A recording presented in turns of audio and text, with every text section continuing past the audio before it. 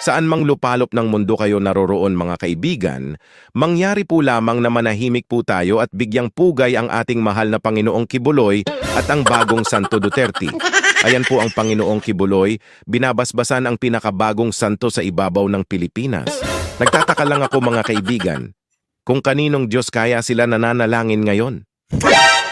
Kayo na lamang po mga kaibigan ang magsabi kung kanino ba talaga nagdadasal ang dalawang ito, ang Panginoong Kibuloy at ang kanyang bagong santo na si Santo Duterte. Purihin po ang Panginoong Kibuloy at ang bagong Santo Duterte. Amen! Kung sino man sa inyo dyan mga kaibigan, ang may nararamdamang sakit ng katawan o mabigat na problema na matagal na ninyong dinaranas sa inyong buhay, lumapit lang po dito at babasbasan po kayo ng Panginoong Kibuloy sa pamamagitan ng espiritu ng halik at talsik at kayo ay gagaling. Purihin si Kibuloy at purihin ang bagong Santo Duterte. Amen. Paalaala lamang po mga kaibigan, yung mga kababaihan po ang mauuna. Ladies first muna mga kaibigan. Purihin si Kibuloy at ang bagong Santo Duterte. Purihin. Mababasbasan po kayo ng espiritu ng halik at espiritu ng talsik. Amen. Haleluya. Amen. Our beloved Boss Mike Severa.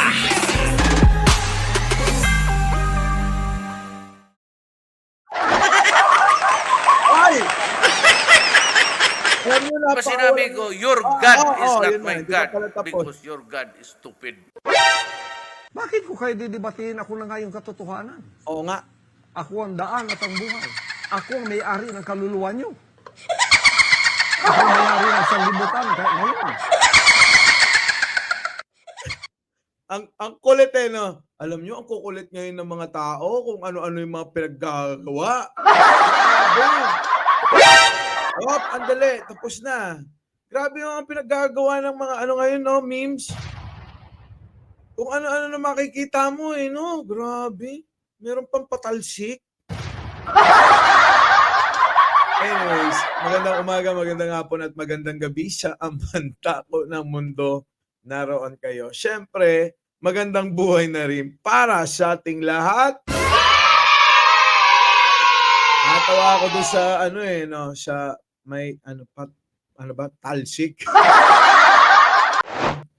Aga-aga nagpapatawa tong si Pansinin nyo to. Pansinin nyo si Ka-Percy, mga kababayan, ha? Ang magtaka kayo, sa dami ng minura niya, Oh, isa na lang ang hindi niya minumura. sino? Ha? Sino? Alam niyo kung sino? Rapid fire. Meron po mga Tatandaan nyo ba si Lapid File? nagsasabi, mga kaibigan, bakit naman daw puro negative? Negative tayo sa ating mga komentaryo sa administrasyon. Para po sa kaalaman ng lahat, hindi naman ho kami ang lumilikha ng balita.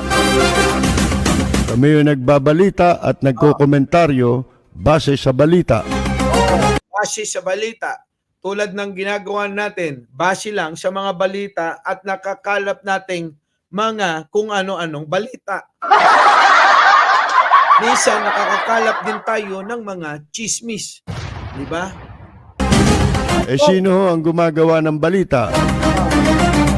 Ang gumagawa po ng balita ay sila rin na mga nasa gobyerno. Correct. Eh ngayon, mga kaibigan, ano ba ang naging accomplishment? Pag-usapan natin. Siyempre, wala namang nanungkulan sa gobyerno na totally walang nagawa. Ang masama nga lang kung ang legacy mo pangit. Yun na nga. So, lahat naman ng mga dagdaang administrasyon, mga boss, kalokohan naman kung walang nagawa. Pero depende yan. Kung aakma sa pananatili mo, sa pwesto mo, at depende yan kung magkano yung inutang mo para makagawa ng proyekto. Pag hindi yan, umakma, malamang nagnakaw ka. Di ba?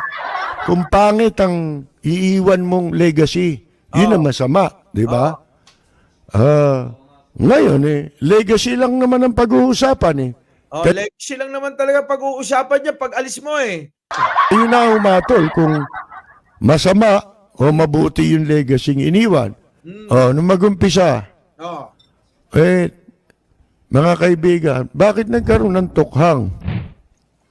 Di ba? Oh. At nung magkaroon ng tukhang, ang mga nangamatay, Oh. mga nakatsinelas o kaya nakatapak.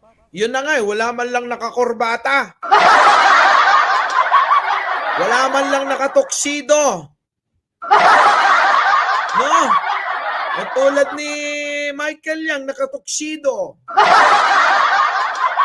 Di ba no? Oh, yun na nga eh. Ang dudumi ng paa. Dudumi ng paa. Ha? Yung mga user. Nabi raw, ano raw yung pusher daw. Yun na nga yung lagi naming sinasabi dito eh. Di ba? Hindi mapansin ng mga mga panatiko at sumasamba kay Duterte at kay Kibuloy. Di ba? Itong mga ito, abay hindi maisip kung bakit ang mga nangamatay, mga marurumi ang paa. Buti pa si Kapersi.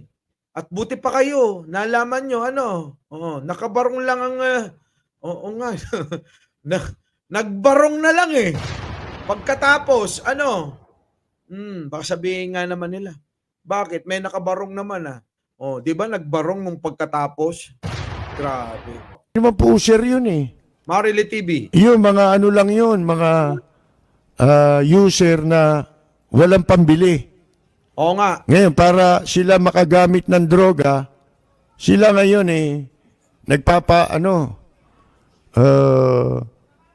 nagpapautos. Inuutos runner yung mga yon. Mga boss, yung mga na-addict, walang pambili ng pang-droga, ang gagawin, sila na lang yung bibili para naman na safe yung yung may perang nagpabili. Ngayon, sila, magja-jamming na lang sila. Yan nung panahon ni Duterte. Pasok. Diba? Inuutosan sila, bumili ka para sila makagamit ng droga. Pero yung mga malalaking drug lord, nakaligtas yun. Sasabihin naman nila, bande, mabait nga si Digongyo si Presidente Digongyo. Isipin mo yung mga addict na yan pagod na kasi yan Pagod na pagod. Paano naman, ang katwiran kasi nila, Sunny Ibuain, pagod na raw. Paano nga naman hindi mapapagod? Hindi natutulog.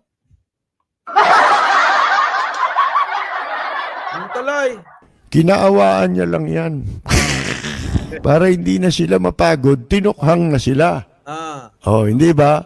Kasi hindi na natutulog yan wala na mga tulog yan. Diba yung mga nagsasyabu, hindi na natutulog yan hindi natutulog. So mukha bang nagsasyabu si Pangulong Bongbong Marcos? Ay kita nyo naman pikit na pikit ang mata. So yung digong nila, si Pulong, si Wow Signal, good morning. Naku, asan na napunta yung pera sa project ng mga rehab center? Parang wala namang napagawa. Merong napagawa, kaya lang wala namang naipasok doon. Mabibilang mo lang sa isang kamay mo, sa daliri mo. Grabe, Oy, mukha ba akong Arnold Lopez hindi natutulog? Tignan mo. Abay, lagi kong pinapanatili yung 8 oras. 6 hanggang 8 oras ako natutulog. Gabi-gabi, meron pang bonus. Sa umaga, sa tanghali, matutulog ulit ako. Kailangan ganon. Kaysa mambabae kayo, itulog nyo na lang. Kaysa nang bababae kayo at nandoon sa gimikan, matulog na lang kayo. Pasok. Mga kaibigan, sa Tondo nga nung isang dahilan, ba't ako umalis dyan Oh. Isipin ninyo, 24 oras gising na tao. Ha? 24 oras yan, ha? Hindi nauubos ang tao sa karsada. Mm. Kaya napag-isip-isip ko nun lisanin na yung pook na yan. Doon sa lugar namin, ganun.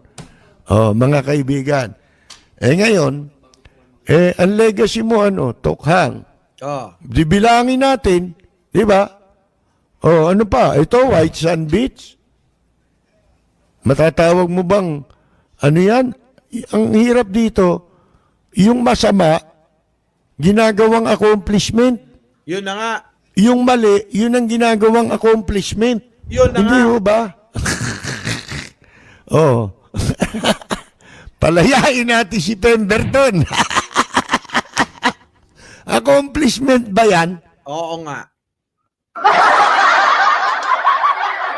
Diba? Mike Cervera po, laging nagpapaalalang mahalin natin ang ating kapwa. Ipagdasal natin lagi ang mga DDS na sana'y matauhan na sila. Magandang umaga, magandang hapon at magandang gabi sa mandako ng mundo. Naroon kayo. Siyempre, magandang buhay na rin para sa ating lahat. Our beloved Boss Mike.